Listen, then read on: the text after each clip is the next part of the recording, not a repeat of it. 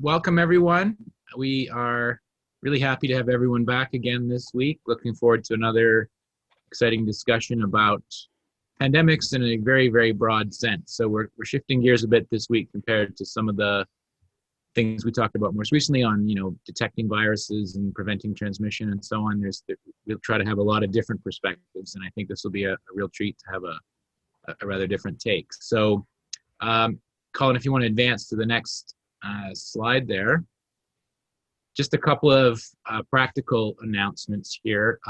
Reminder for the students that next week is reading week, and we definitely encourage you to take advantage of that time for some rest and recovery and maybe even some reading, rather than focusing on a lot of course work. So for that reason, there's no actual regular scheduled panel next week. However, we are doing a special optional but awesome is what we're calling it, panel next week, and we would encourage everyone, students and alumni who want to take part, to join us for that next week. There won't be any coursework associated with that panel, so it's still the week off in that regard, but hopefully you'll be very interested to see that. We'll talk a little bit more about that at the end. We'll let you know what's happening next week.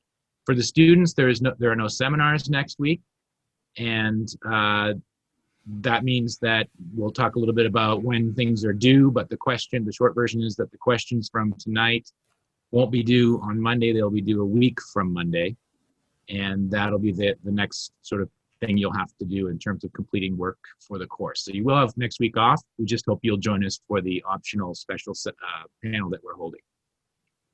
Just a quick reminder about the dynamics of the chat. I think it's been going really well. As you know, we have a higher enrollment this semester, so there's some thought initially about how we're going to manage this whole thing. But the last couple of panels have gone really, really well.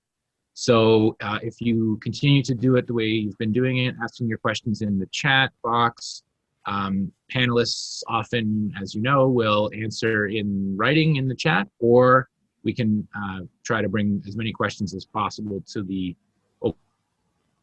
question after the presentations. We always try to incorporate as many of those questions as we can in a way that keeps the discussion going. And of course, as always, you're welcome to discuss any of the topics from tonight or anything else that you want to get into as far as the subject of the course in other venues like the CourseLink Forum. I know there's some class discussion boards that have been set up and things like that. And of course, in your seminars as well.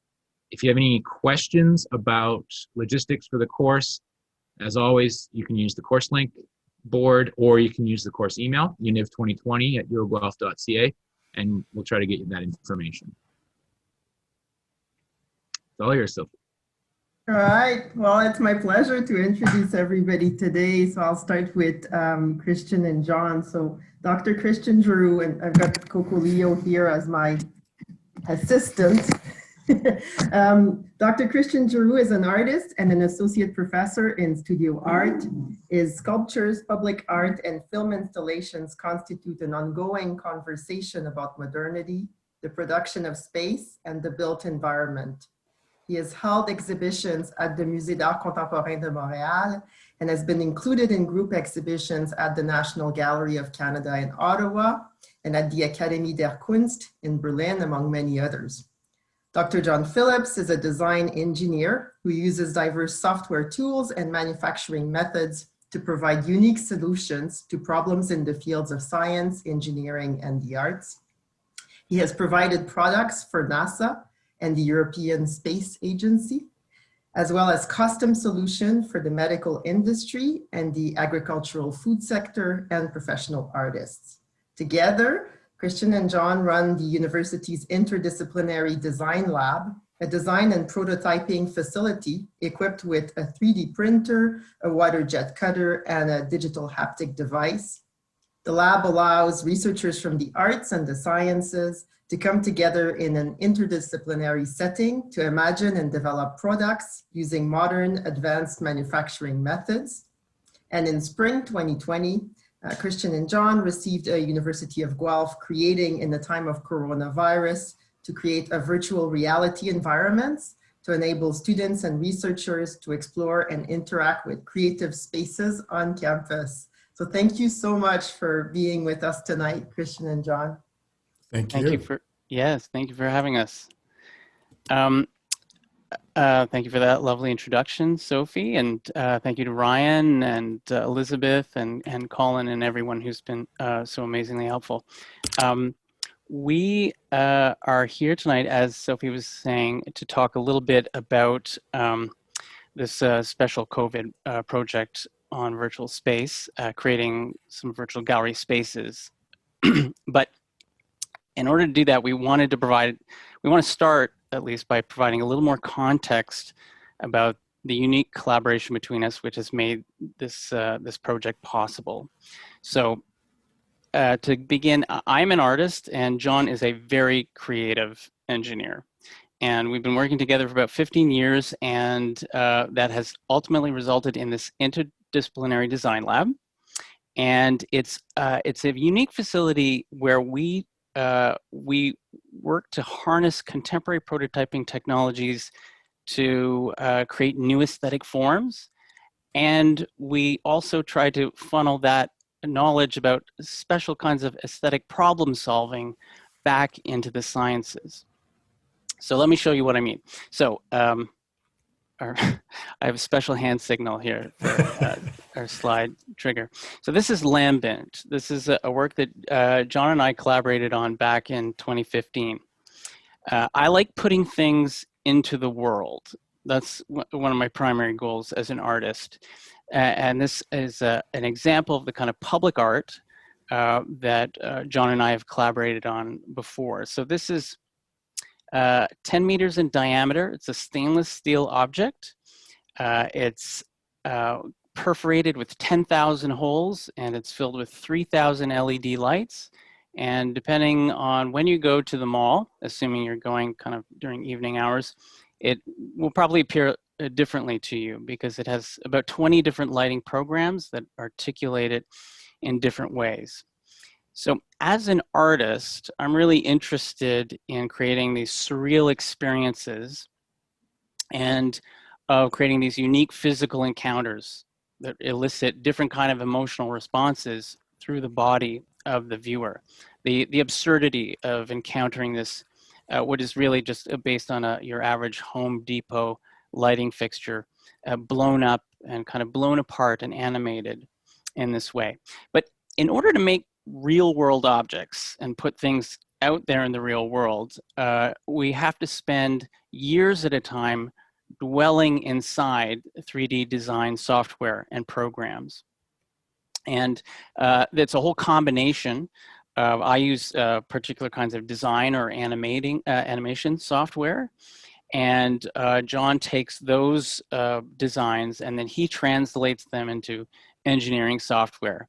And he's going to talk a little bit more about the process by which he takes a design and turns it into a thing of many component parts or assemblies. And then after a year of living in these virtual environments, it arrives in the real world. This digital creature finally appears. So we have a little installation shot here from 3 a.m. at the mall. And I have to say there's truly an uncanny kind of experience of encountering this, what you've known to be a digital object in the real world, or where the digital world and the real world kind of overlap and collide.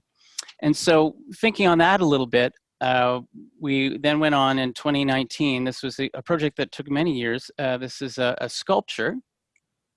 This is called Film Path, Camera Path. We just like to call it the Looper. And so what you're looking at here is it's a beautiful old 35 millimeter projector. And wrapped around it is this kind of roller coaster piping assembly. And the physical film, and of course a 35 millimeter film projector, good old fashioned technology. The film is physical and normally goes from one spool or reel into another. But we created a pathway that raced around the kind of gallery space around the object itself. And then we worked with a 3D animator to create a 3D digital animation of what it would look like if you were like a little miniature person, or we had a little camera traveling along this loop as the film traveled around these rollers. And that's what you see projected onto the screen there.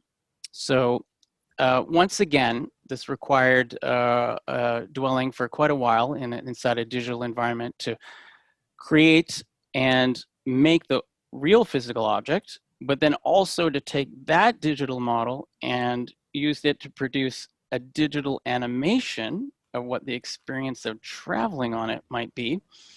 And again, here we have the complex process of imagining how to fabricate and install that 3D object, and then bringing it back into the real world to, in a way, to try to encapsulate a kind of, a weird kind of, I think of it as a symbiotic detente between the real world and the virtual world. There are two ways of knowing or experiencing the piece, the real and the virtual, competing for your attention. They're interdependent upon one another, and yet somehow also clashing at odds. And as we go forward with these technologies, of course, we are both dependent upon them, but of course have to remain critical at the same time. And these are things we have in the back of our mind, even while pursuing this new use of the technology triggered by our experiences here during the pandemic. So with that, I'm going to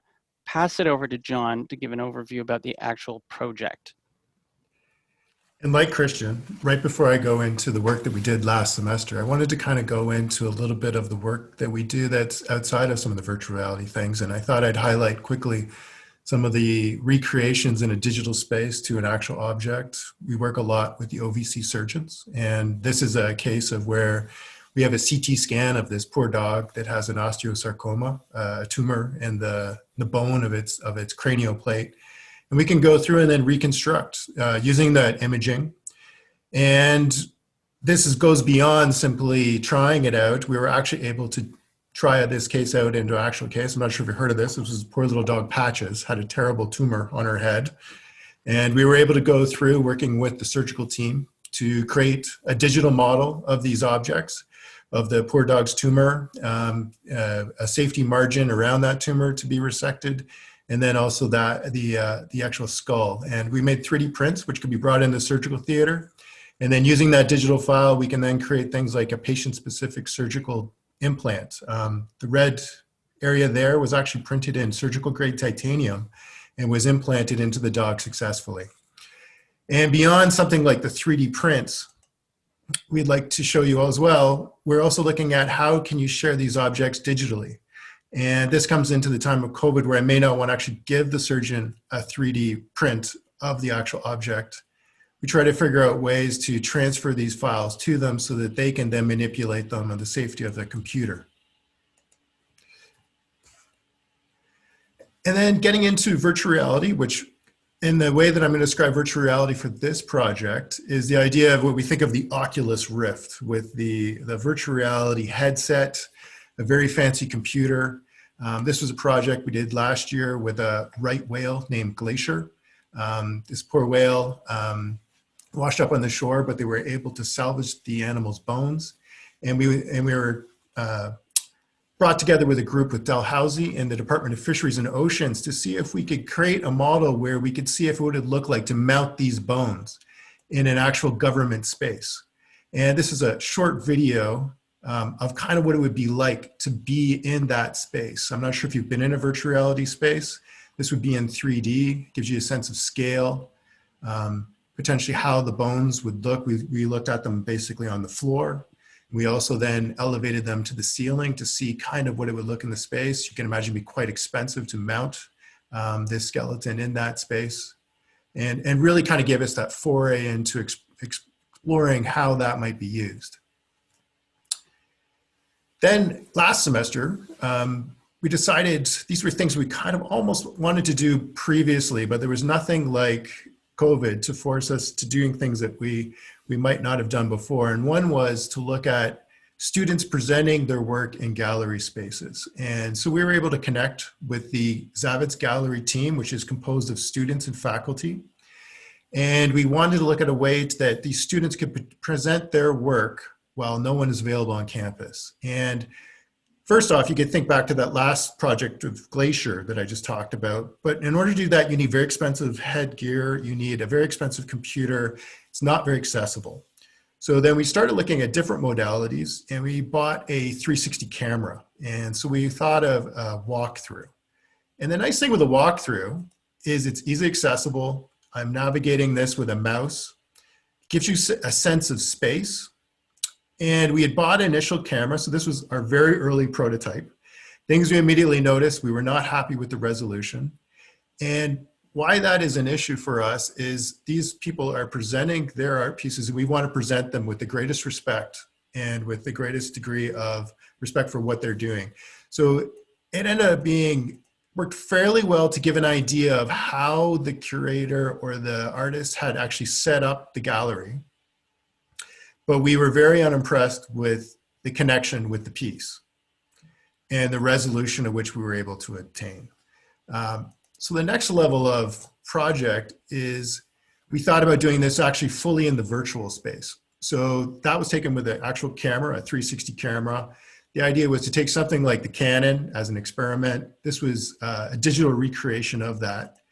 And then we were fully brought into something like Unreal, which is a gaming engine, and able to create a virtual version of Zavitz and the Canon within it. This also becomes computationally very intensive, and it is simply an experiment at this point that we're going to be further exploring. And then the next level of the project is we were able to connect with the group at the Art Gallery of Guelph.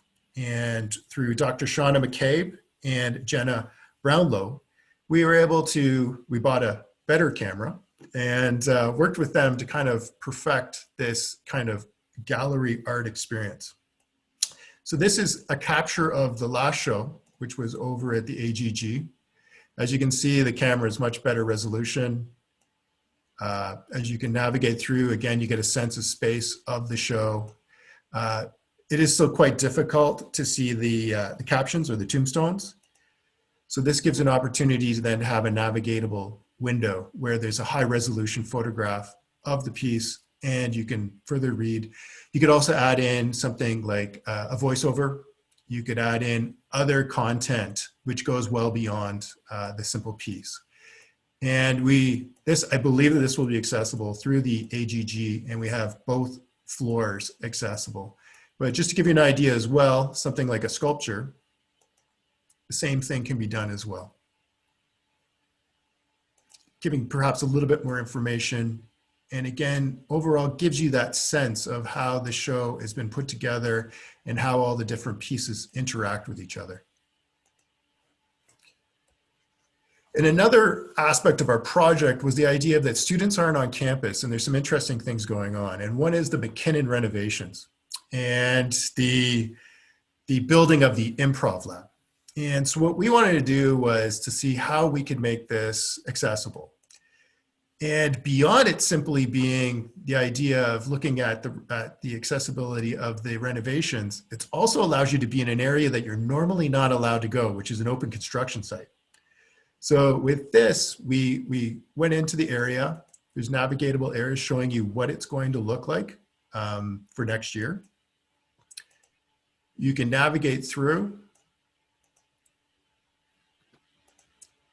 And you can also go further. And as an interesting aspect that I found when I started to do this project was the idea of, I'm not sure how many people have been in McKinnon, but this is quite a different part of McKinnon. It's stripped right down. And photographs could be done to try to capture what was happening during this time. But there's something interesting about this 360-degree navigatable view that kind of captures it in time and you can experience it. And one thing that we're hoping to do is to be able to go back again and capture it as it is evolving to its newest reincarnation of the newest level of McKinnon. And then the idea to be able to go back in time to where it was during the construction was quite interesting to me. Well, that concludes our presentation. I hope it was interesting, and I'd like to thank you very much for listening. Thank you so much, Christian and John. There's already tons of comments in the chat, so we'll have to pick that up later. Can I just ask really quickly, because that's a quick one. People were asking which mall was the Chandelier Squid Alien. Different. Sorry. Yeah, it's a Square One Mall in. Oh, some people Mississauga. call it. I could Yeah. not recognize it. Okay. All right. I have Yeah, one the quick person who question. thought it was Stone Road Mall, that I know it was. At least that I know. I have one other quick question. Is, are you open to having your brain picked for other potential applications? We're thinking about virtual field courses, virtual lab experiences, scanning our vertebrate skull collection. I was trying to jot down as many ideas as I could while I was watching it. But you may expect an email from me about what we're doing in our department. It sounds great. Fantastic. Yeah. Really inspiring. Thank you. Thank you so much. So our next speakers, Catherine Bush is a novelist and an associate professor in the School of English and Theater Studies, where she is the director of our MFA program in creative writing. Her novels have been critically acclaimed, published internationally, and shortlisted for literary awards. Among them, The Rules of Engagement in 2000 was a national bestseller and chosen as a New York Times notable book and one of the Globe and Mail's best book of the year that year. Accusation in 2013 was one of Now magazine's best 10 books of 2013 and a Canada Reads Top 40 pick. And her most recent and fifth novel, Blaze Island, has been the Globe and Mail best book of 2020, a Writer's Trust of Canada Best Book of the Year, and one of the 20 books you need to read this winter in Maclean's. So reading week next week, here we have a suggestion. In 2020, Catherine received the University of Guelph Creating in the Time of Coronavirus Fund to create a multidisciplinary and student-led digital journal intended to prompt artists and writers to consider how we connect and interact with one another as we respond to this current moment and a pandemic that has exacerbated multiple global crises and led to the growth of social movements and demands for solidarity and justice. Tonight, she is joined by Evren Sezgin, a student in the MFA Creative Writing program and part of the editorial team of Held Magazine, which has just published its first issue. Thank you so much for being with us tonight, Catherine and Evren. Thank you so much, Sophie, for that lovely introduction. And it was amazing to listen and witness that first presentation. So I'm going to try and share my screen. Okay, great. So yeah, I hope, I shared this with Sophie before, so I hope some of you will have had a chance to look at Held Magazine, which is accessible online, and just, yeah, you can find it here and look through it yourselves at www.heldmagazine.com. So I'm just going to start by providing some larger context and then turn things over to Evren. And if he wants me to navigate to particular parts of the website, I'm happy to do that. So I just want to start by acknowledging some of the complexities of the current moment over the past year that go beyond the pandemic. I'd like to acknowledge the amplification of the Black Lives Matter movement after the murder of George Floyd, and the ongoing drumbeat of the climate crisis, which remains there in the background. And it's certainly one of my concerns as a novelist, and that my most recent novel, Blaze Island, attempts to address through story. And I think that, you know, personally and as an educator, I really believe that, you know, this is a moment that requires new narratives, new ways of seeing ourselves, each other, the world. I mean, that's what art making does. That's what storytelling does. And we're open to new ways of making meaning in the world in which we find ourselves. And I wanted to create that opportunity for students who were trying to grapple with these unprecedented conditions in which they found themselves and were also physically isolated. So the MFA program in creative writing, which I direct, is part of the College of Arts. It's based in Toronto. It's quite small. It has 26 students in it at a time, and we've never had a literary magazine associated with the program. So, that was always a perceived need. And this seemed like a moment in which we could do something that was particularly urgent and responsive, as I said, to the complex world in which we suddenly, and changed world in which we suddenly found ourselves. So that was my impulse. But another impulse was to try and create an opportunity for collaboration between the two College of Arts MFA programs, which was also something that had never been done before. And a literary journal seemed like a great way to do that. A literary journal that also had a strong artistic component.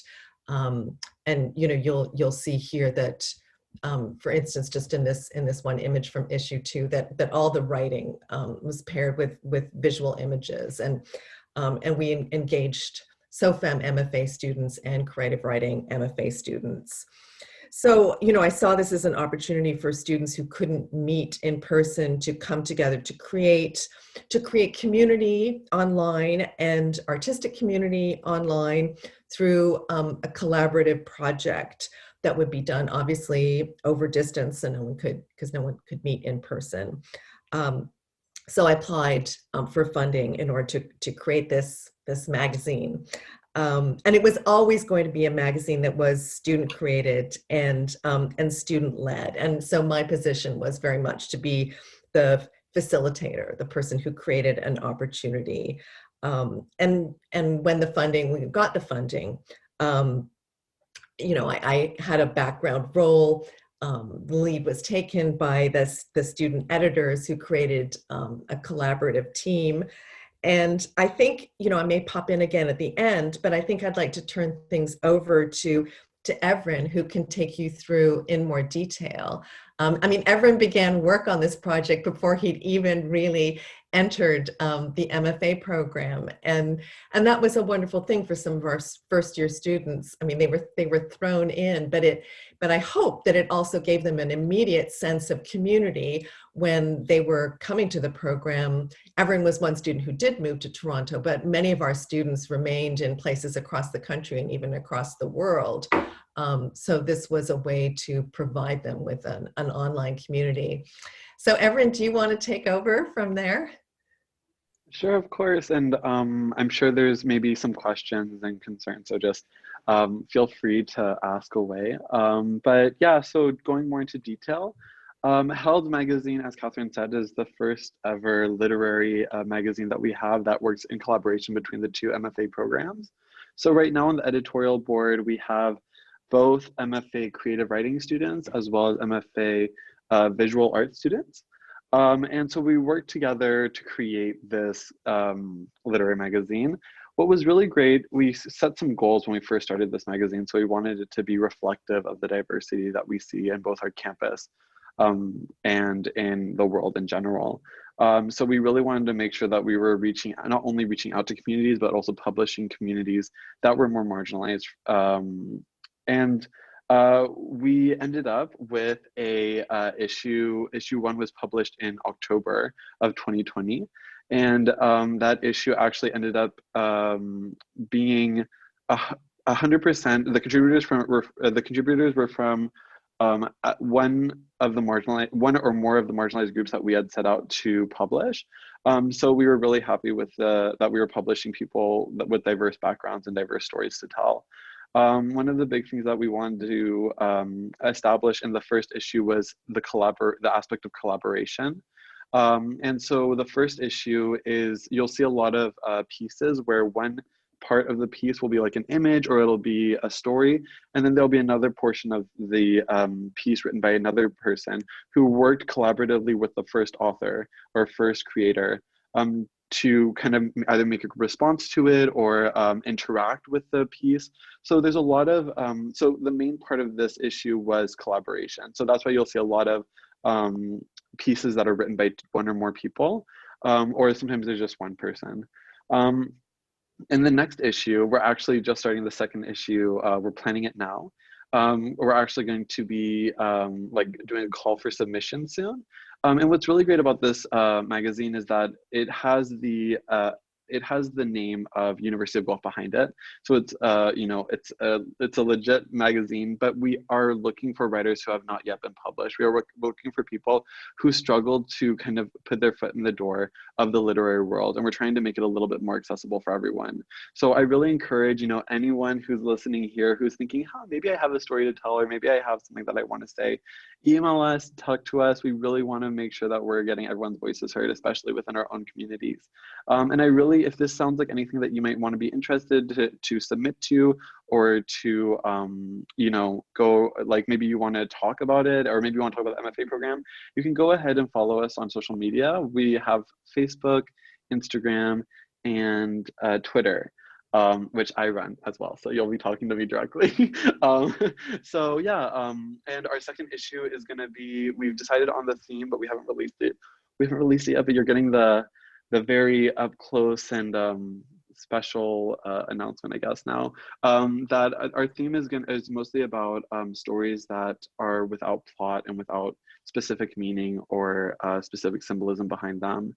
They're about the stories that you would tell in passing about something maybe your parent would say to you on their way to school, or something that you wouldn't necessarily build a literary or visual masterpiece around, but something that's more mundane, something that, you know, is a reflection of life that we don't really get to see. And so we're really looking to publish stories that, again, don't really fit the mold of, you know, the mandated normal creative writing, visual art, whatever. And we're really just looking to publish raw pieces from people who maybe are struggling to get their foot in the door, have already put their foot in the door of whatever creative space we've built. But yeah.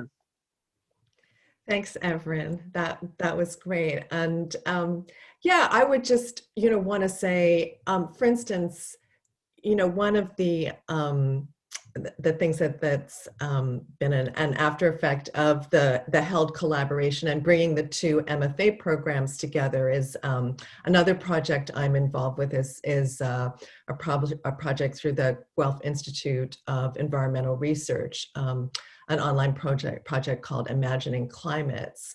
And through the HELD project, I've met some of the SOFAM MFA students, and we've brought some of their visual art into the Imagining Climates project, which also involves a series of tiny microclimate stories with contributors from both the science side of the university and also the creative writing side, but again has this visual art element. And I don't think that would have happened without HELD, and without HELD providing this template for collaboration between the two MFAs, particularly at the student level. And Imagining Climates too involves you know, graduate students. And I think, you know, it's a moment where, I mean, the pandemic may be pushing us even further out of our silos and insisting on the need for interdisciplinary collaboration as a way forward.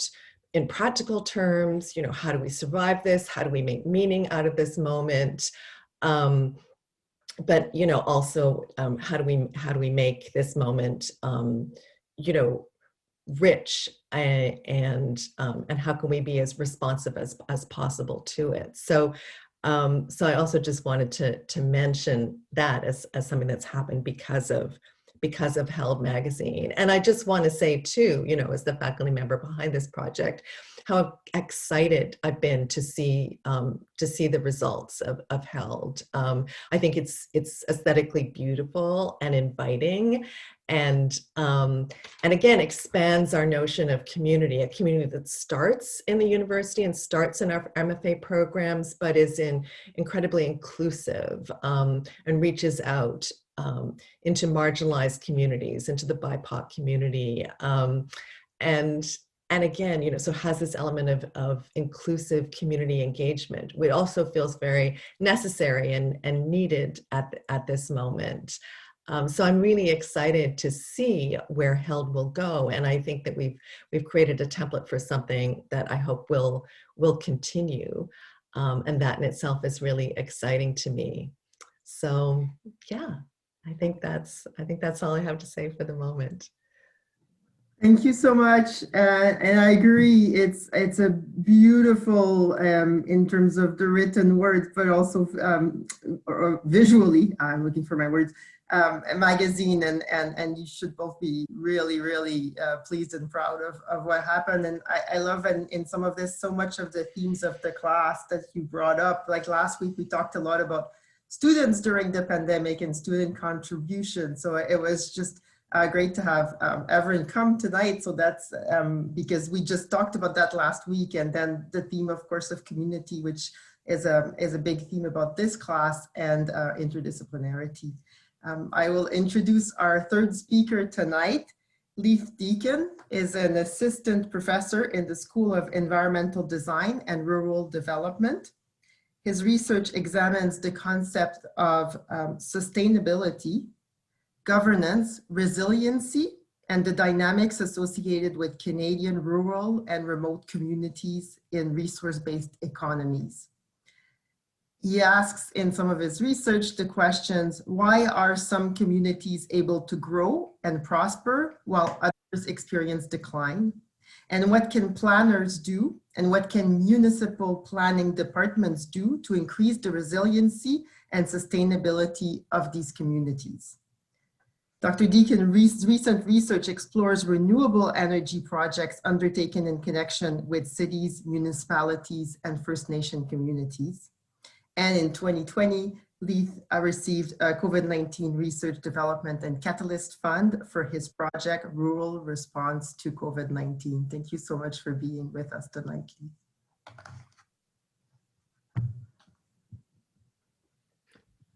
Thank you very much, Sophie. Thanks for having me. Let's get this full screen. Okay. So, I mean, that first presentation, I mean, Catherine, I'm sorry that you had to follow that. That was a shockingly beautiful presentation. So that was incredible. So tonight I am going to talk a little bit about my research focus on COVID. Hopefully it'll fit in with this class. And the need to include the relevance or the perceptions of folks that live outside of the urban centers. So as Sophie mentioned, my research does focus on rural and remote communities. I am from Northern Ontario. I live outside of a city right now, and all of my research from my master's to my PhD, my postdoc, everything has looked at small places, basically. So, I mean, today we're going to talk about COVID, and let's get one thing clear. Everybody has been impacted by COVID. Obviously, the severity of the impact varies. And like many things in our society, the most vulnerable individuals have been disproportionately impacted by COVID-19. So what increases your vulnerability? That's kind of this question that I think everybody should think about at all times. Is it ethnicity? Is it economics? Is it some form of economic disadvantage?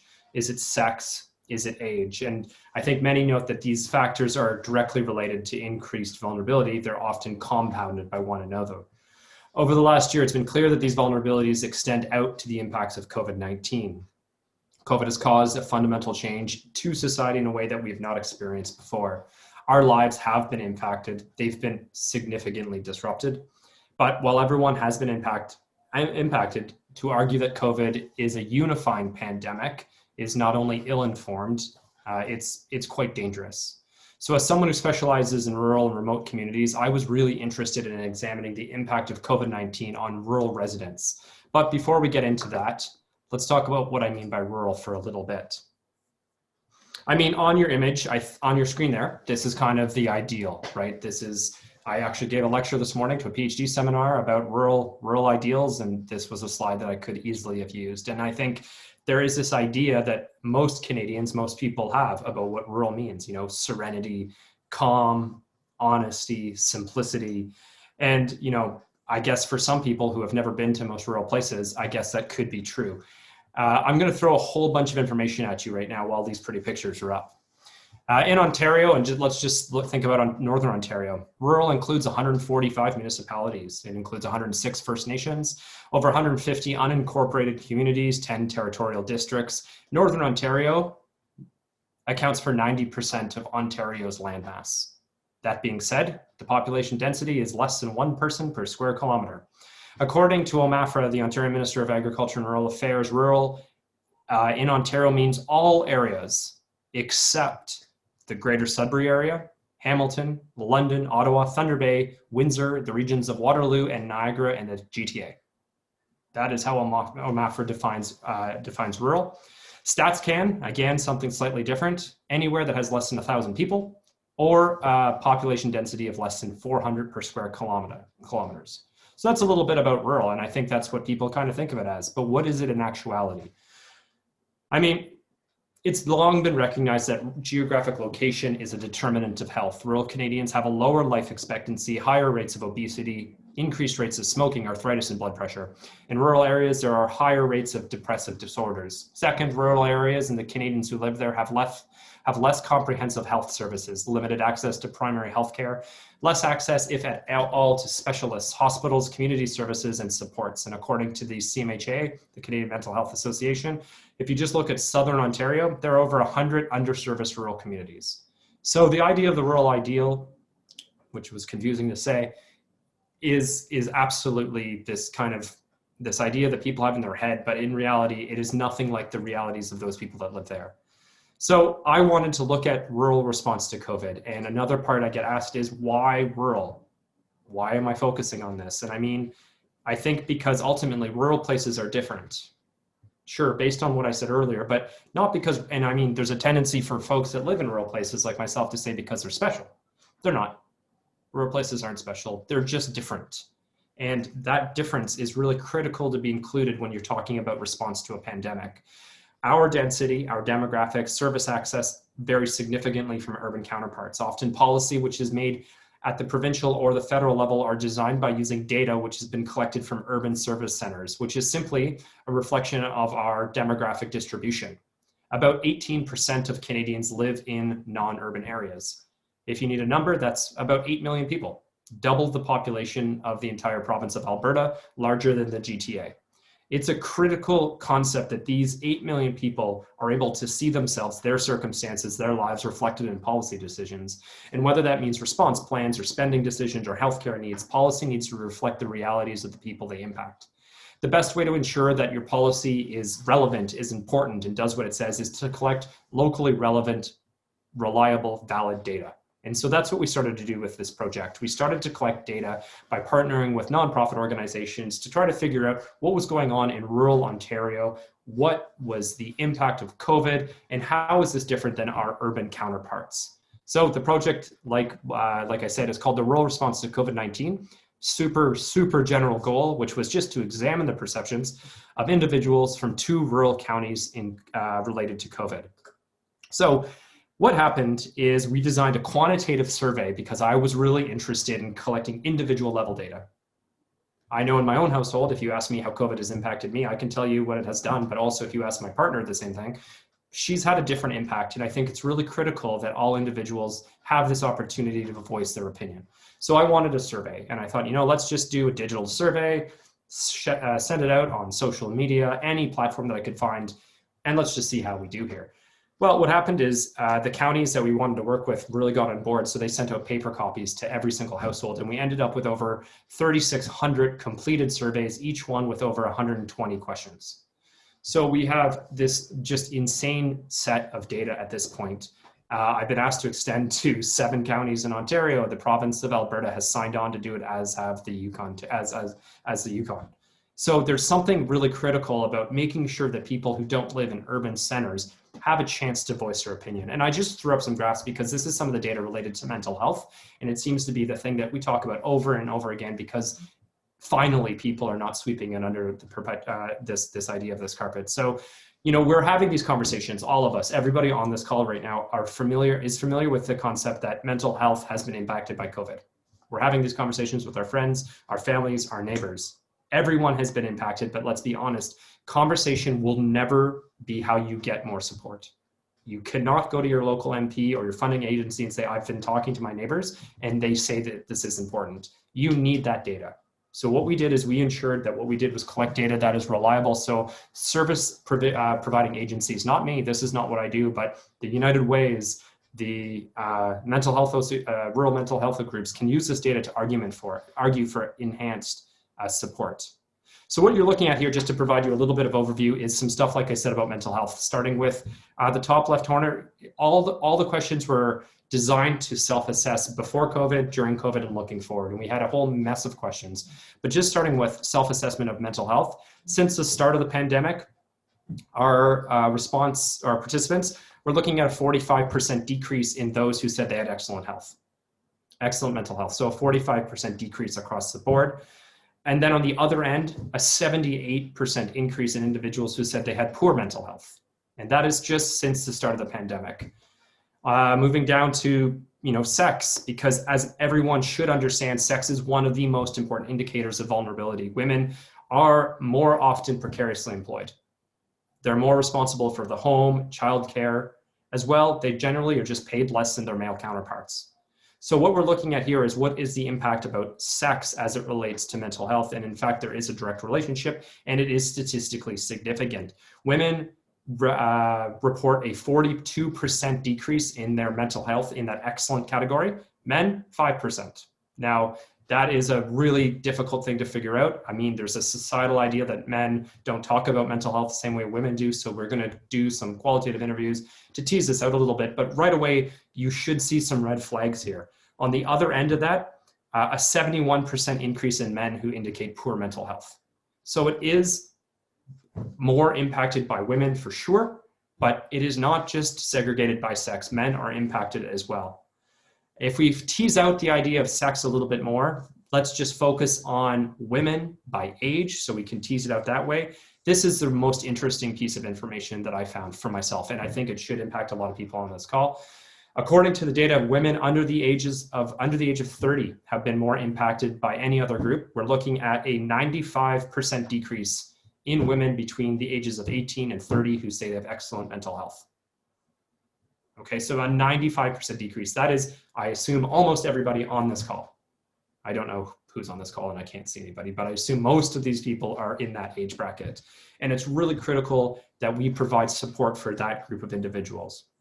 And then, of course, we can tease out, let's look at income. And we really expected this to be kind of this bananas finding, but it turns out all income brackets are impacted by this. However, if you break it down to less than 50,000 for your income, there is more of a statistically significant impact from this.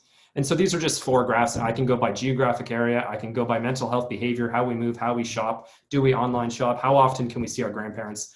All of these are questions that we're able to tease across because we want to be able to provide this data to those who have the opportunity and the ability to impact policy.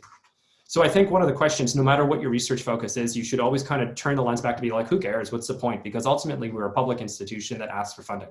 So why should this be funded? And I mean, critically, when we're talking about disruption, I think we acknowledge that all places are not equal. There is no silver bullet. There's no one size fits all. While COVID has impacted all Canadians, the impact have not been felt equally across all areas, and that includes our rural areas. There is a need that when we are moving forward to design policy and programs that reflect the realities of Canadians, to engage all citizens to develop response plans, educate the general population about triggers, warning signs, when you can seek help. Because while I myself have never accessed the social service network, I should know how to access it. And I should also be able to tell somebody else how they can access it. So it is an educational campaign that should take place. We're all having these conversations, like I said, but without solid, reliable data, it's very, very hard to make that argument. You need that reliable data, that good data, representative statistics, and you need to be presenting it to people who have the ability to make those changes. And those are not academics. We just end up, being little talking heads that say, this is what we found. That's what we've done. We're data collectors. But it's really interesting to be able to get that data, no matter what type of knowledge you're generating, into the hands of the people that it impacts their lives. Disruptions are inherently unpredictable. That's why they are called disruptions. But we can be more prepared, enable our communities to have the tools to pivot, to respond quickly, to increase the overall resiliency of our communities during a disruptive event. Thank you.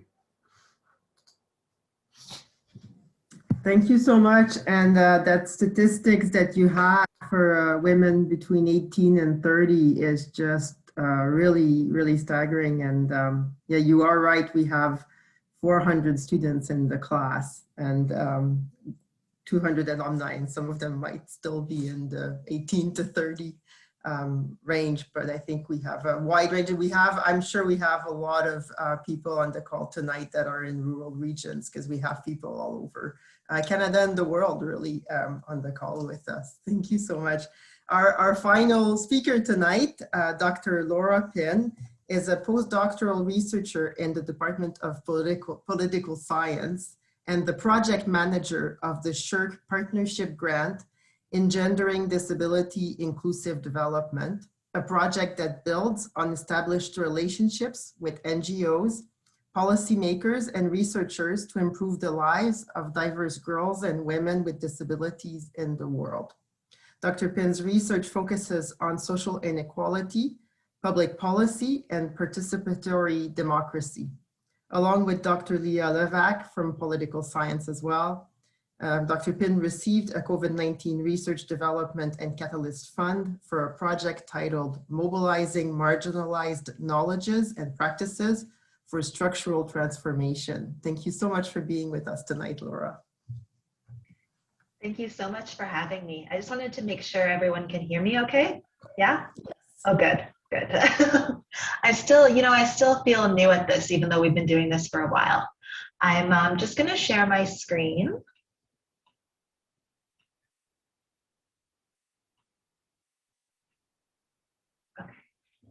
So thank you so much for inviting me to participate in this. It's been so interesting to think about this project in dialogue with some of the other projects that have been discussed. So I've called this Disrupted Lives Living with Poverty During the COVID-19 Pandemic. There's been a lot of people involved in this project.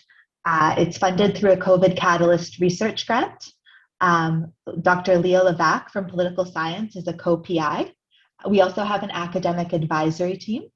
And it's also a community engaged project in partnership with the Guelph Wellington Task Force for Poverty Elimination, Away Home Canada, which focuses on youth housing and homelessness issues, and Services and Housing in the Province, which is a supportive housing provider active in Dufferin and Peel regions. And this project came to be because a lot of our research, and in particular my research on the rural urban fringe, working on housing issues with people who are unhoused or in danger of losing their housing, that work was completely disrupted by the COVID pandemic because it relied on a lot of face-to-face work that just simply couldn't continue. And so we were feeling very useless as researchers and trying to think about ways to pivot this work and to think about, well, how can we do something to find out more about and support the constituencies that we work with during the pandemic. So just to start with an overview, I think sort of the animating question of this work is, which lives do we imagine as experiencing the most disruption in response to the pandemic? If you were to close your eyes and think of, who do I imagine, Joe or Jane Citizen, who's experienced upheaval and been completely disrupted by this pandemic, who am I thinking about? And then who are policymakers thinking about when they think about whose lives are being disrupted and who needs state support in response to the pandemic? And the converse of that is whose experiences are being discounted and made invisible. And so using a livelihoods framework, examining how people get what they need to live, both in a material sense, so food and shelter, but also in terms of social relationships. And this borrows from Dr. Deborah Steenstra's work, who's also a prof in the political science department, as well as an intersectional policy analysis. What we wanted to do was identify gaps in the immediate social policy responses to COVID-19 at the federal, provincial, and local levels, with a specific focus on people living with poverty. That is, people who have difficulty meeting their day-to-day needs, not through any sort of inherent deficiency on their part, but through structural conditions that govern our society that create vulnerabilities for certain groups. And this project had a particular focus on the experiences of people living in small to medium-sized cities, as well as rural communities. And we specifically spoke with people living in Guelph, Wellington, in particular, Centre Wellington and Wellington North, Dufferin County, especially the Orangeville and Shelburne areas of Dufferin County. So I don't know, I might be trampling all over proper definitions of rural, which makes me a little bit nervous being here with this rural studies scholar, which maybe we should talk afterwards. But this idea that so much research on people who are unhoused or living with poverty is really focused on, Toronto, Vancouver, Montreal. Well, what's happening elsewhere in these places where a lot of people do live? So this work combined a policy analysis with in-depth interviews and focus groups with 22 participants with lived experience of poverty. And those interviews were conducted in August and September of 2020. Of our participants, 73% identified as women, which is not surprising. There's been a lot written about the ways that poverty is feminized. In particular, experiences for lone parents, experiences for older women who may not have the same resources, retirement resources to draw on. 45% of our participants identified as having a disability, and 78% discussed receiving income assistance. And there's a pie chart on this slide that demonstrates the distribution of income assistance, and you'll notice that the Ontario Disability Support Program, ODSP, and Ontario Works, OW, together comprise about half of those. So we had a substantial number of folks who were relying on social assistance as a form of income support. And if you don't know, the current rate per month for social assistance recipients for a single person, for OW, it's $733 a month. And for ODSP, it's $1,169 a month.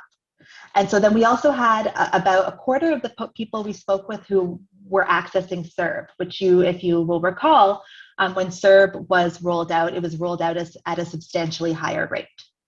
And so you'll see that plays into our findings. We got a lot of complex data from talking to people. So I just wanted to pull out a few key findings and a few key quotes to highlight. Key finding number one, disruptions to income. So policy myth, and when I talk about policy myths, I talk about sort of the dominant perception in terms of our analysis of the state response. Myth number one, only people who lost employment experienced disruption to their ability to pay for necessities. And so what we saw is that a lot of people on fixed incomes who didn't necessarily have their incomes change, but who were always on that edge, that margin, where there was no space for error of not being able to afford rent and food and utilities, were really getting pushed by changes of things. And so one man we spoke with, and all of these names that are given are pseudonyms to protect the identity of participants. So a man I'll call Dennis, with a disability and 2 kids at home, talked about how the cost of things went way up and the way you have to do shopping changed. Before the pandemic, in terms of grocery shopping, I would go like once, twice a week, and now I have to go every 2 weeks. And that's not easy when you're on ODSP.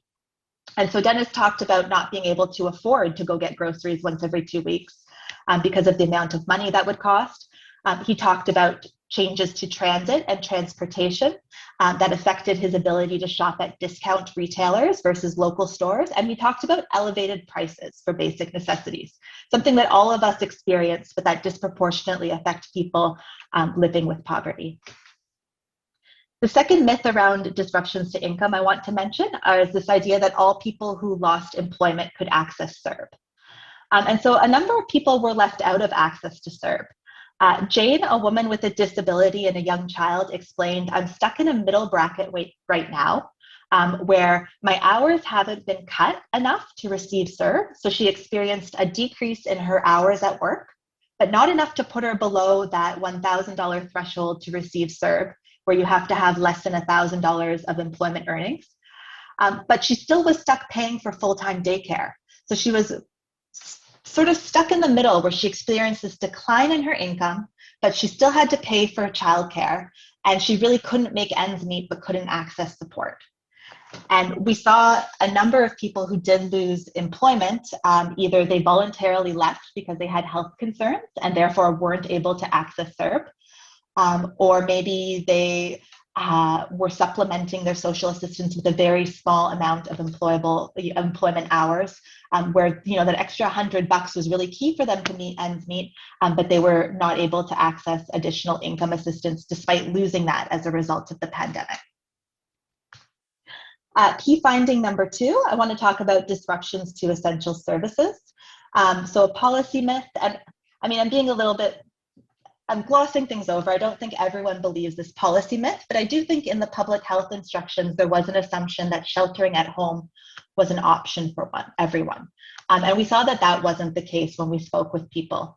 Vanessa, a woman with a disability who experienced part of the pandemic unhoused, talked about trying to get into a shelter and having difficulty, nobody being allowed in or out, and her being stuck with nowhere to go. When we spoke with her, she talked at length about how usual strategies she would use to negotiate being homeless in a small community, including couch surfing, were less possible because people were nervous about having, friends and family she might have counted on were nervous about having her in the home. Dominic, a man who lost income at the beginning of the pandemic and did actually access CERB, still talked about how during the first couple months he wasn't able to make rent, and it really shook everything up and it was very stressful. And so with his story, it's interesting because something that is really noteworthy in terms of the federal and provincial responses to the pandemic are that there hasn't been any assistance for residential renters. And so in Dominic's case, it was actually a group of people coming together to support him, him drawing on those social networks to help him get through those months. So really, being fortunate to have those networks to draw on that really prevented him from possibly losing his housing at that time. The third key finding that I want to talk about really briefly is small urban and rural challenges. And so this policy myth that COVID-19 only affects large urban centers or primarily is centered around large urban centers. And I don't want to discount the importance of, addressing COVID in large urban centers. We know that there have been a disproportionate number of cases there, but also changes to daily lives and livelihoods and changes to service provision have very much affected people outside of large urban centers. Anne, an older woman who relied on social assistance for her income and was living in a rural area, talked about how she was unable to access health services. And in particular, she had health services that moved to Zoom, and she didn't have Wi-Fi where she was living, and Wi-Fi access wasn't an easy fix. She was on a fixed income, she didn't have a lot of resources, and the service wasn't very good where she was. And the other thing I wanted to mention, which I don't have, I'm probably already over time, is just transportation, small urban and rural communities, such a huge issue, particularly in terms of service access. So limited public transportation options at the best of times.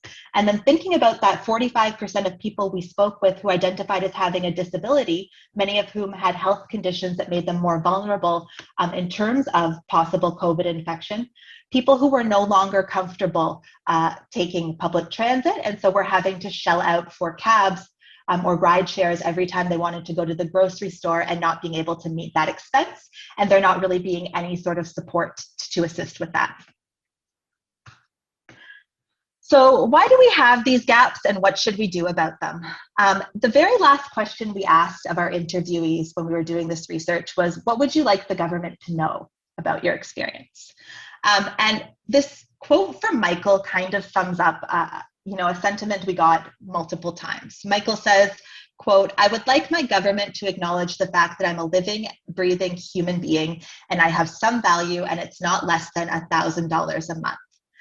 So for a lot of people, myself included, more middle-class backgrounds, COVID-19 represented a new state of crisis. But for a lot of people living with poverty and those on social assistance, there was a semi-permanent state of crisis already happening. And this frustration that there were these new support programs being rolled out that they weren't able to access despite experiencing heightened vulnerability during this time.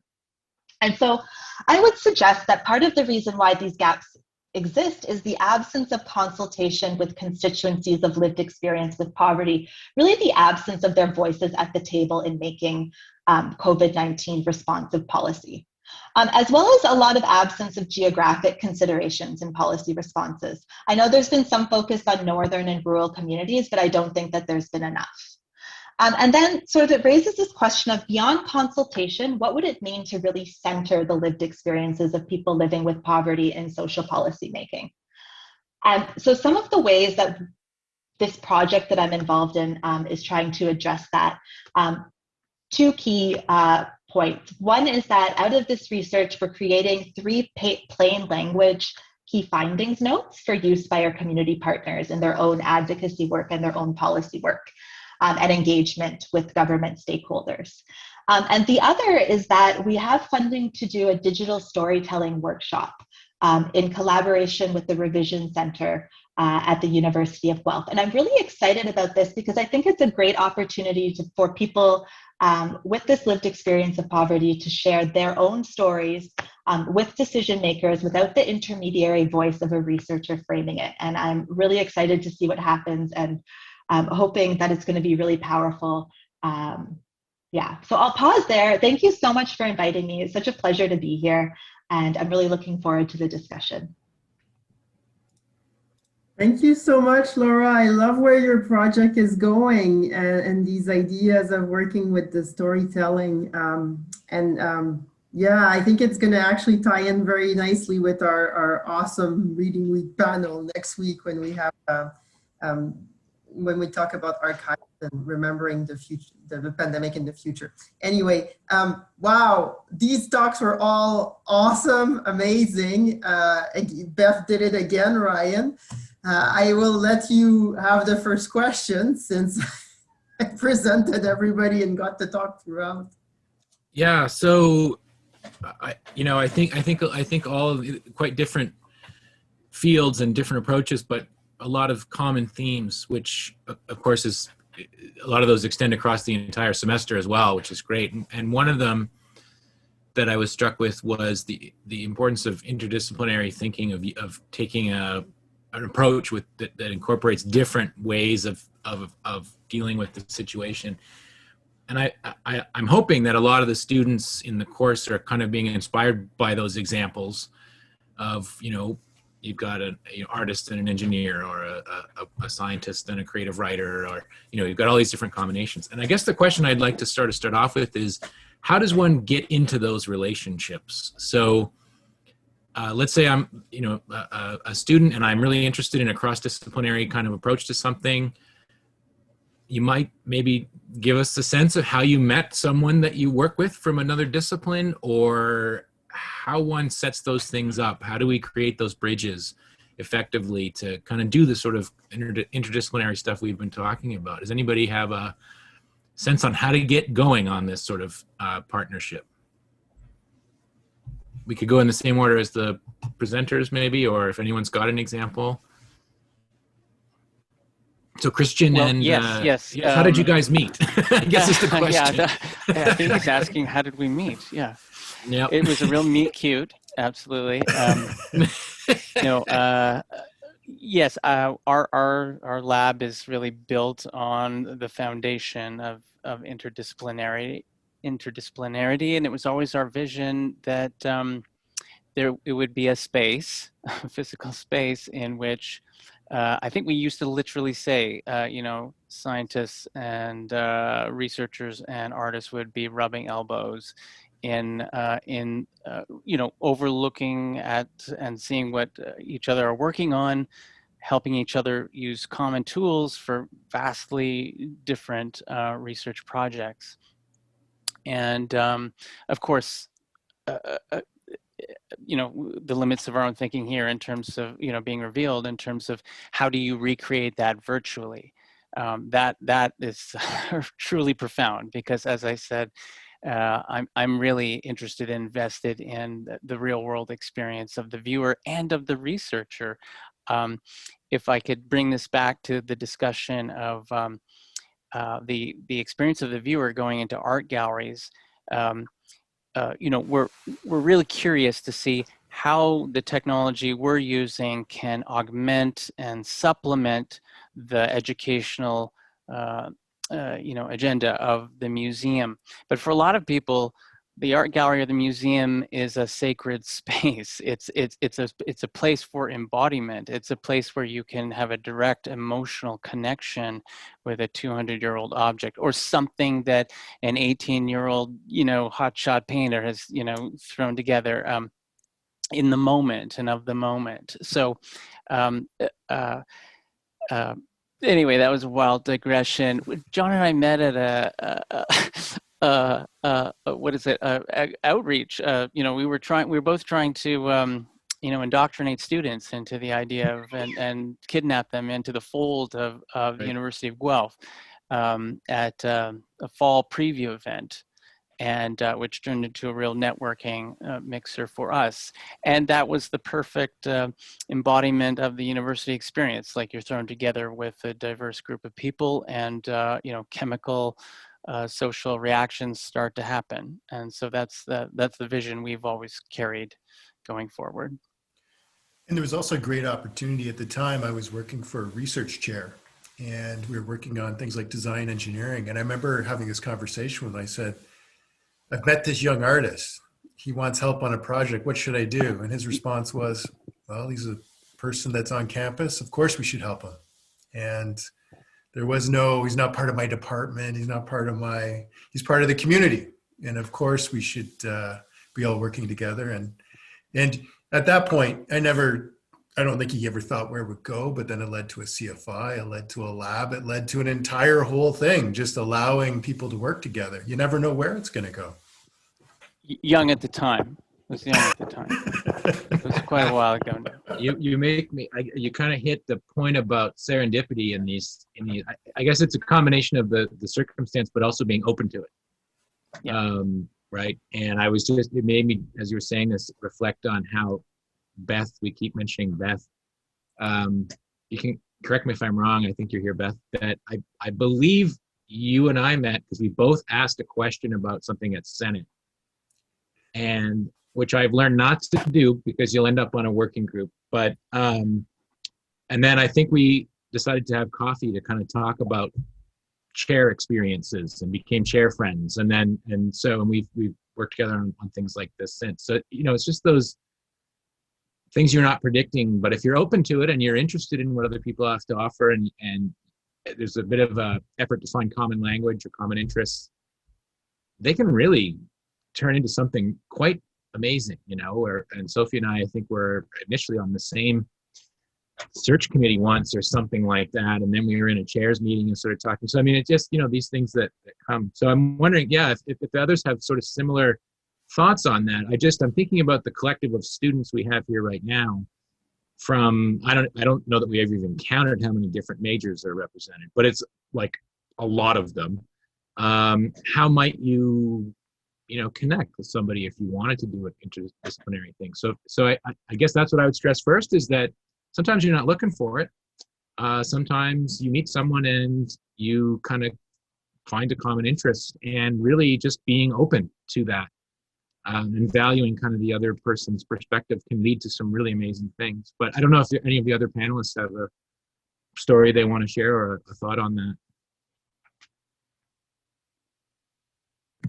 Oh, you're on mute, Kath. Unmute myself for a start. I mean, writers can come from so many different backgrounds, and certainly in the creative writing MFA, we've had students who were doctors or on the way to being doctors, or forest researchers, philosophers, people who just come back from serving in Afghanistan. And the thing about an MFA program in creative writing is you don't have to be an English literature major. And you know, people come to writing at so many different stages and points in their lives. But one of the things I love about the HELD project is it's really emphasizing accessibility, and at this moment in time, prioritizing the need to work to reach out to marginalized community, you know, racialized communities who've been marginalized, LGBTQ plus communities who've been marginalized, and really, you know, emphasizing the need for broad access for historically unheard voices. And I think, you know, that's a different angle on the issue of interdisciplinarity, but I think very important. And what I loved about the HELD project is that it offered that and continues to offer that, as Everin said, you know, in the next issue, they're looking for work from people who haven't published. And again, it's an invitation to all of you out there. And I know that the creative writing courses in the School of English and Theater Studies, students from many, you know, different backgrounds are taking those. And I think there's a wide interest in creative writing, because that need to tell stories, that hunger to find meaning through art making is always there. And I think even more intense at the time of a pandemic, you know, when everything about our experiences is heightened, and our need to grapple with its complexities and disruptions. And I think it's really important to acknowledge for all of us the importance of doing that through story, through art making. Everyone should be doing that right now. Yeah, and I've been struck by this quite a bit in the last couple of weeks, just hearing Indigenous speakers talk about the importance of storytelling, hearing about creative writing projects and so on. And it reminds me that when I am teaching about scientific writing, even for a journal article, you have to have a narrative. You have to be telling the story. And so often we'll say, imagine you're giving a talk. Everyone's pretty good at coming up with a story to tell in 12 minutes to get through what your research was about, what you found, what it means. Your written work has to be like that too. So in the sciences, so for the students here or in the sciences, it's not different for us. I mean, we sometimes try to bury that aspect of it for a false sense of objectivity, but really narrative is critical in all, I think, scholarly disciplines. And so it's really great to kind of hear that reinforced over and over again from different perspectives. And I would say it's absolutely true in science too. The best papers have a narrative structure to them. Laura, did you want to say anything, or I'm kind of hogging this, so maybe I'll let Sophie move on after you, if you want to say something. Oh, I think, yeah, there you go. I don't think I have anything useful, especially since the pandemic. I've been so exhausted. I have not made any new research. Well, I mean, it's a valid point, is that some of these types of interactions have been harder, and some have been easier. It's really kind of interesting to see, right? There's certain people in the course here that could only be here in a virtual format, and there's others that we would be bumping into on campus and we don't. So, I mean, it's a perfectly important point there too. Sophie, I'll hand it to you. Yeah, and I'll say Ryan, we met because you talked at an event, and I liked what you said, and I went and asked for if you wanted to go for coffee, and you said, Beth and I go for beer sometimes. And that's how I started to hang out with the two of you. Anyway, I have a question that kind of gets to a lot of the comments in the chat, and I'm going to try because I'm just going to have to figure it out as I go. But Laura, when you said you asked whose experiences are left out during the pandemic, which is such an important and interesting question, and it gets us to Leith and the rural experience during the pandemic, which is so interesting. And then to Catherine and Everin and Help Magazine, where you're trying to get the voices that are not always heard. And then to Christian and John with potential implications and possibilities for these virtual visits of places where all of us cannot go, or places where some of us cannot go. And I was wondering about what, and it's a broad question and it's different for all of you, but what would it look like? And I think, Catherine, you are already talking about that for yourself, to create as an artist and try to talk about the experiences or the voices that are not there, to get either for those voices or with those voices. And then Leith and Laura, what does it look like as a researcher to do research on those experiences that are left out of the pandemic? And then also in terms of public policy, because I'm looking at Rishita talk, Dylan made this comment that really stayed with me. You said when Premier Ford famously said, stay home, not everyone has a home to stay in or a home that's safe. And we certainly have had this team in this semester and last semester in the class. And then Rishita talked about, is it possible for government to get the help to those who need it the most? So what does it look like from the perspective of an artist, of a researcher, from doing public policy in a way that really tries to not leave out voices of the pandemic? I mean, I can speak to what I did. So I mean, rural rural Ontario tends to have a demographic that is heavily skewed towards older residents. And I'm not discounting the opinions or the experiences of our older Canadians, but I didn't want 3,600 surveys by people who are over the age of 60. So I mean, I ended up saying at a lot of my advisory committee meetings, you know, I can design you a great survey for sure. I have no network to get it into the hands of the people that I want to complete this. And so any social service provider that would take my call, I spoke to. It was that simple. I spoke to immigration groups. I spoke to Ontario Works projects. I spent time at a nonprofit in Listowel answering questions for precariously housed people. We ensured that the survey was translated into 16 languages. And if another request came in, we did that as well. I mean, you can do everything you can and ultimately realize that you're not going to get everybody. But I think as long as, at least in my case, I worked really, really hard to get as many people as I could.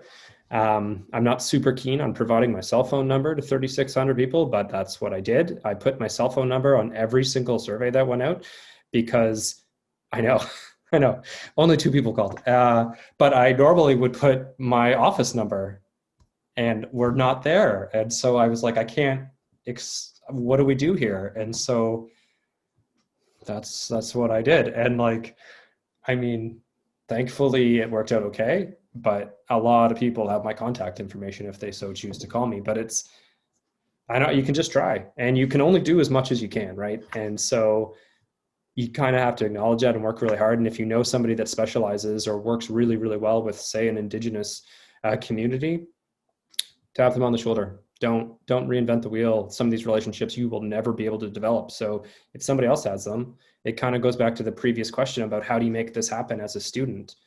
I mean, the first thing is like, do it if you're interested. That's my first piece of advice. If you're not legitimately interested in it, you're not going to like it and you're not going to do a good job. But if you're legitimately interested in it, hit a faculty member up. Chances are they're going to say yes. You know, most people on campus are really, really nice.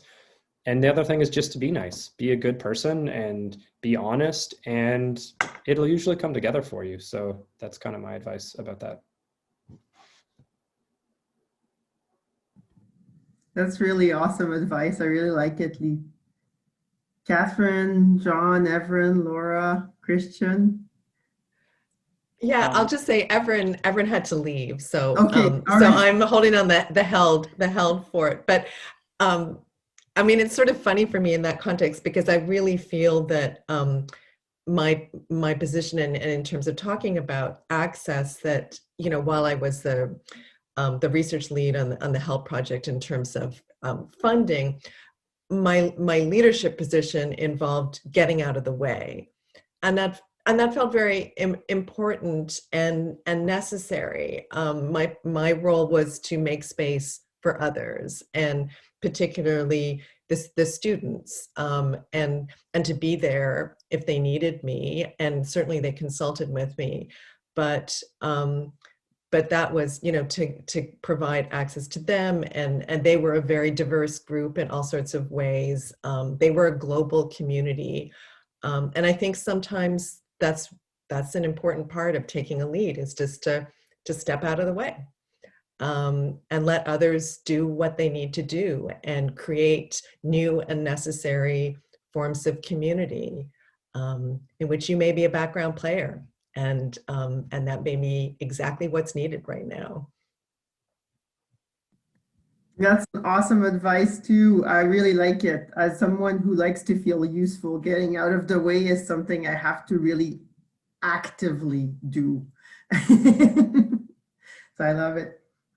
Christian and John? Well, yeah, I'm going to be honest. I'm just holding on to the barest threads of your original question, but I'm going to seize on the key term of accessibility, if I could, on that one, because there is an interesting and compelling argument around the use of online, accessibility tool, immersive tools of the kind that John was describing earlier, from the perspective of confronting this perennial issue around museums and public spaces, which are ostensibly public spaces, but have kind of such a long-standing historical established culture around them. There are still cultural barriers around for certain communities. They're always fighting the kind of the perennial charge of elitism, and having online tools that allow people to access collections to a certain degree in a certain way, could be a safe way for people to start to feel or to claim a kind of ownership over that space, that it is indeed theirs as well. And of course we're looking at it from the perspective of our little local gallery, our gallery of Guelph, to have the Tate or the Venice Biennale accessible.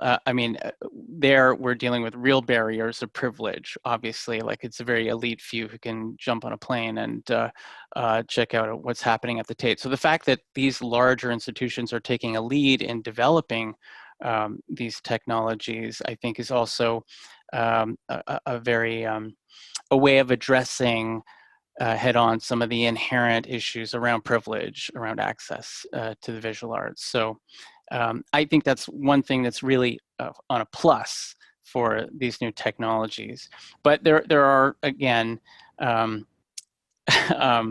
some things about this idea of having these immersive technologies that really bring you into the space. That we were a little fast and loose when using terms like immersive technologies.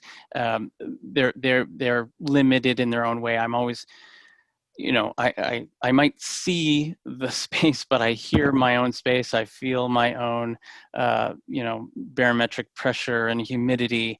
We're a long way from, truly immersive.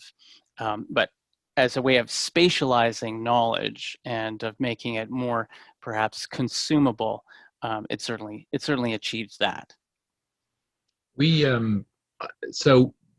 face kind of a similar thing in life sciences, where there's a component of field work. So we normally run 3 to 4 field courses in the summer. And, one's in Churchill, Manitoba. We ran one in Cambridge Bay, isolated communities where we're not comfortable sending people up there. The research stations are closed and all the rest. And it's really accelerated our thinking about something we've been interested in before, which is virtual or local field experiences, motivated in large part for accessibility reasons. That these courses are expensive. If you have a variety of different disabilities, it can be difficult to travel. If you have family or work limitations, 2 weeks off in the summer. So how can we recreate as much as possible, I guess, is what we sort of felt. You're not going to get 100% going to the Arctic, but maybe you can get 80% of the way there. And that's still a very impactful experience for people. So I think, these kinds of discussions are happening in a lot of different ways. How do we get people to have the experiences that otherwise are not accessible beyond a pretty small number of people? So I'm really glad to hear that you're kind of grappling with the same issues. You're much farther ahead than we are, of course, but it feels very similar to what, like, okay, in a museum, there's the creak of the floorboards and the smell and the whatever, right? And likewise, there's the bird song over here, and there's the stepping in the muck, and there's whatever that you can't quite recreate, but you can probably do a pretty good job with a lot of the other components. So it's very exciting. So it was something Everin said, but I think maybe it's still something to bring up, which I was really struck by this notion of wanting to publish stories that focused on sort of the mundane, not trying to have a really specific kind of message or something, but just the mundane. And the reason it sort of struck me is when I forget who flashed up the picture of Zavitz, and Sophie said, "Zavitz, I miss campus." And it made me think a little bit about, in some ways, we're all tired of excitement, right? Like we're tired of the sort of constant news and all these major events. And do you think we're missing the mundane? I mean, the idea that stuff we wouldn't even notice, like a building that you would walk by, or grabbing coffee in the UC, or things that are so normal and common, you don't notice them. And now that's what a lot of us miss. And I'm just wondering if you've had that kind of experience and if it's influenced anything you've been doing in terms of, you know, your work or your teaching or anything like that. It really struck me, that idea of focusing on the mundane. I feel like that's what I miss right now. The stuff I used to just do and not even think about. Any thoughts on that side of things? Maybe Catherine. I mean, I realized that Everin had to go, but it really struck me that was an interesting way to look at it. Maybe I'm totally misinterpreting why. No. I mean, I love the fact that it struck you, and I think, you know, there is a conception that somehow to create story, it's got to be, you know, you need some large event or something that's crisis driven. In a way, we have been living these very crisis fueled lives in the past year. You know, whether it's the pandemic or anything else about this cultural moment. Or lived moment. And I think that, you know, if we're trying to seek wonder or just find a kind of attentiveness, I mean, there's a book by Jenny Odell, and I may get the title wrong, How to Do Nothing. And I think to bring that practice, you know, to bear in our lives, now, just to be able to give ourselves the time to dream, to be bored, and maybe to find wonder in what's right in front of us, I think is really essential right now. And so I was, you know, struck too and surprised in the best way by what Everin said. But I think it points to something that's larger and essential about what we might need culturally right now. Mm-hmm. I might just jump in with a thought on the way the mundane interacts with policy, which sometimes being interested in policy is about being interested in the mundane and the micro and the little regulations. And I think that's one of the pieces that we wanted to draw out with this project. And I'm brought back to this story of a woman we were talking to who lived alone in an apartment, and she had a mobility impairment. And one of the few forms of recreation that was available to her was to actually walk to a nearby green space park. And at the beginning of the pandemic, they immediately taped off all the benches. And so she was saying that without that bench, I can't walk to that park, because by the time I get there, I need to sit down, right? And it immediately resonated with me, because my mother has mobility limitations and she would be the same way. And so thinking about the way that these decisions are made in the interests of public health without considering the set of consequences, the consequences for whom are being centered in this situation. And in this case, is the risk of the bench really worth the risk to someone of not being able to access any sort of outdoor activity, right? And we might say, but if that's not made visible, it gets swept under. Yeah, excellent point, and a lot to think about with that. There's a lot in the way of risk assessment that we're kind of doing, and not always, I think, doing it in a way that's entirely rational or inclusive. So it's an important point. Unless anybody else wants to jump in there, I'll hand it back to you, Sophie, if you've got one. I just had a quick interjection too, like the idea of, Sophie, as you were saying, like the idea of the image of Zavitz and the things that we took for granted. And I hope that it's kind of like a form of mindfulness. And I hope that we all kind of walk away from this experience, if that is positive, of being able to appreciate the mundane. And can we take that forward? There's been talk of down the road, when this has been resolved, that there'll be another roaring 20s. And was the roaring 20s a consequence of the first pandemic? And is that something that will evolve, or we simply 2 weeks after we'll all forget and go back to our old lives and not appreciate potentially the small things and get caught up in our busy lives? I don't know. I just want to throw that out there. That's actually a great segue into my question, because it's about what do we see in the future. So in the class, we've talked enough to know that there's like this idea of returning to normal or when do we return, all those things are problematic. But I am struck, given some of the questions in the chat, about what do you think life will look like a few years from now from the perspective of all of your respective projects. So Christian and John, there were a number of questions in the chat earlier on in the class about the possibilities for museums and galleries for this, that not only, and you've hinted at this, that this can give great visibility to our own grad students and to our artists in Guelph around the world, but it can also bring the world to us. At the same time, there were others in the chat that were talking about, this is an opportunity, but is it also presenting some challenges or scaring artists in terms of limiting their possibilities or things like that? And then, Catherine and Everin, when Held Magazine, it's really interesting how you talked about creating a community, and whether like these kind of communities, like just like Discourse, because we've talked about Discourse moving forwards with other topic, but if it's in person, then so many people cannot come. So all of the possibilities of these online artistic and writers communities, and whether you see that continuing. And then for Leith and Laura, again, in this class, we've talked a lot about how the pandemic has not created these new things. These were all kind of things like, we've seen in the chat, limited access to COVID tests in the rural regions, limited health access in the rural regions. Laura, your own research, none of this is new. None of these challenges for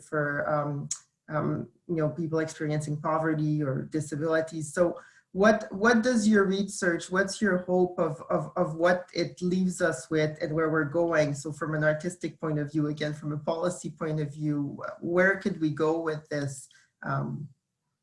That's not where we were before. Laura, do you want to start a bit on that? Sure. I think, CERB, which I apologize I didn't define, the Canadian Emergency Response Benefit, it's the closest thing we've ever seen on a national basis to a universal basic income program. It's so close. It's not quite there because people are still excluded, but we've been told for so long that the idea of providing a universal basic income at a livable level is impossible and that the government can't do it. And well, they just did it. It just took a pandemic and they did it for a year. So if I think in my future where I'd like to be, not where I think we'll be, but where I'd like to be, is I'd love to see this as a wedge moment where people can say we did this and it's possible.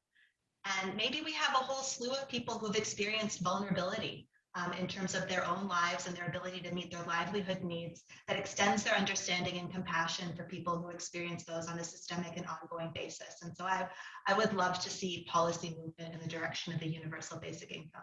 And I don't know if we'll get there, but I think, there was a little bit of an opening.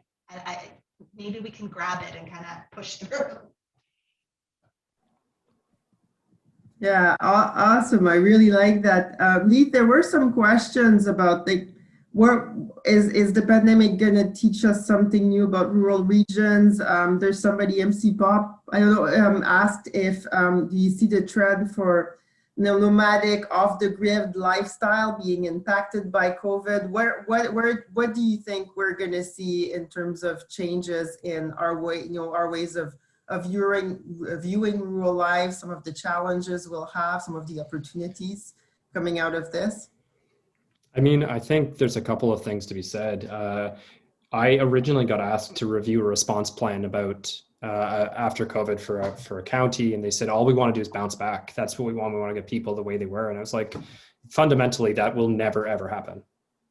So I said, I fundamentally disagree with your response plan because we are changed. We are different. People are creatures. We grow, we change every single day. And the idea that things were better before is just like this false nomer that it was great for you, maybe, but it sure as hell was not great for everybody.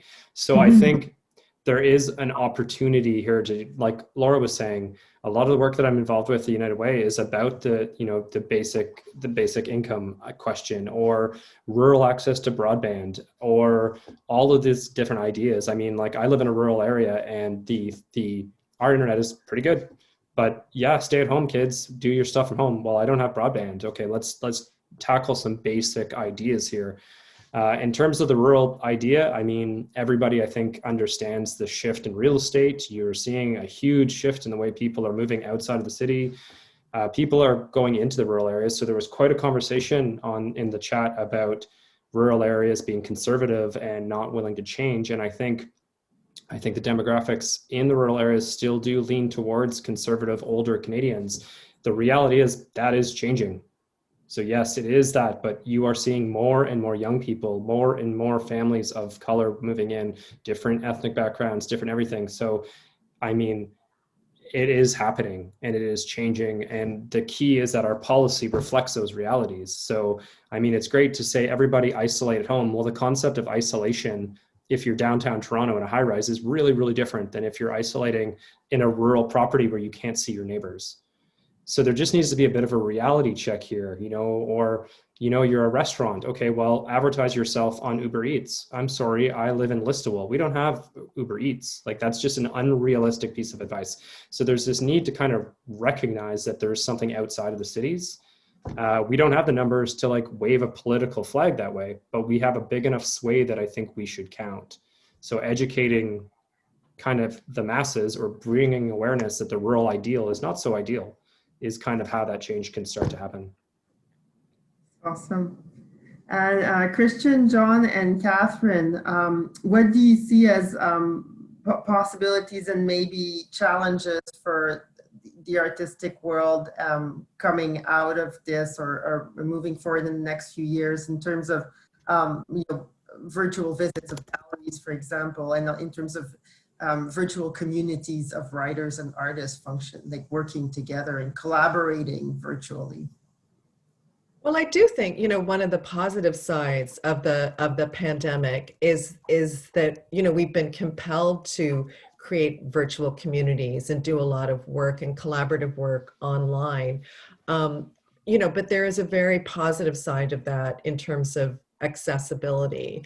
You know, whether it's just physical accessibility, people can, you know, access not only, you know, an online magazine like Held, but, you know, we did an event for Held, and people could come from not only all across the country, but globally. And I think the literary community, and no doubt the artistic community too, in a larger sense, has discovered, you know, the access possibilities. Not that you want all your events to be online, but, you know, I think there will be hybrid models moving forward, because the accessibility angle is so very important, and it also feeds into disability issues too. People who cannot physically get to actual events can access them online, and that disability issues are becoming very even more important in literary communities, thinking about those needs. So, you know, I'm sure that Held, in whatever form it takes moving forward, will be alert to those issues. And the students, you know, most of them who are you know, younger, are going to have their ears to the ground in terms of what's needed and what they perceive as necessary for building diverse and inclusive communities. And again, you know, I'm as interested in listening to their voices, to hear what they have to say and feel is needed now. Yeah, and I think everything you said also applies in some ways to this class. I really like to hear about just Leslie's experience in Australia during the class. I have no idea what time it is there, Leslie, but it's so nice to always get your contributions. We've got others all over Canada, and we really like it when we hear what's happening. Yeah, I mean, we had a student in Kampala and another in Hong Kong last semester who were both on the Held editorial team. And the student from Kampala was reaching out. You know, there's someone who's in the issue.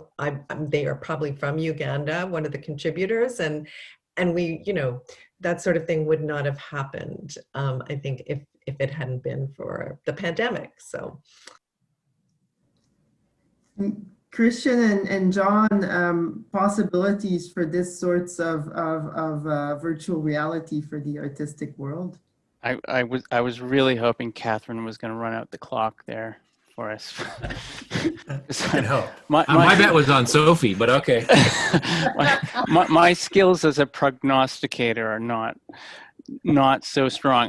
All I would add maybe to that is that I know my students inhabit digital realms, you know, beyond, you know, my imagining. I'm 3 steps behind the realities lived by my students, and it's really for them to decide, you know, how the art world, art practice should look and feel and operate, you know, going forward. All I would say is someone who's teaches drawing and has had to teach, you know, life drawing online, that certainly the adaptation has been interesting, but I know that there's this incredible hunger to get back into the studio and feel, as already said, the creak of those boards and the indescribable, ineffable quality of a shared social learning space. So yes, it's different going forward, but there's a hunger to return as well. Yeah, Sorry. No, this is great, and I think we could have asked you more about your experience teaching studio art in person. That would have been interesting, but we are out of time. And so, Colin, do you want to put the final slide on where we talk about the next? And I'll leave Ryan to do this. So again, next week, reading week, no official formal assess course that you'll get tonight. Won't be due until, but we are holding a special optional but awesome panel that really actually fits pretty nicely into some of what we were talking about tonight, in that we're looking at ways of collecting experiences as they're lived, and in particular thinking about how to do this in an inclusive way that doesn't leave out some of the voices that historically have been overlooked in this kind of situation. So this is the rapid response program that was started by the Guelph Civic Museum to try and capture lived experiences and expressions of the experiences of members of the community. And also, so that's with Don Owen, who's the curator, and Queen, who's the executive director of the Guelph Black Heritage Society, will be with us to talk about how making sure those diverse voices are included in those narratives and included in that record keeping is, and also fitting this in the context of the much broader social environment that we're in. We heard a few references to other major things going on as well. So I think this will be a really great session. It's the reason we're not calling it, it's not a required one. I mean, technically these are all optional. Everything in all your courses is optional, really. Alumni, for the alumni, this is just another week. Just another week for the alumni, but for reading week, yeah. Students, so we really do want you to take the time to get some time to yourselves away from the screen and away from all that. But if you are able to join us on Tuesday next week, this should be a really interesting panel and very timely and well connected with what we've been talking about the last few weeks. So hopefully we'll see you next week for that panel. You will be getting some questions tonight. As I said, they're not due until a week from Monday. Wish everybody a restful and hopefully healthy reading week. And for those who can join us next week, that's great. Thanks again. Huge thanks to our panelists tonight. What a fascinating discussion. Beth, you did it again. Great collection of topics, and just again, thank you to the students and alumni for all of your insights and questions as well. Just a great session tonight. Thanks again. Yeah, really loved it. Thank you so much, everybody. And thank you, Leslie. It's great to hear from you. Cheers. Bye, Good night, everyone.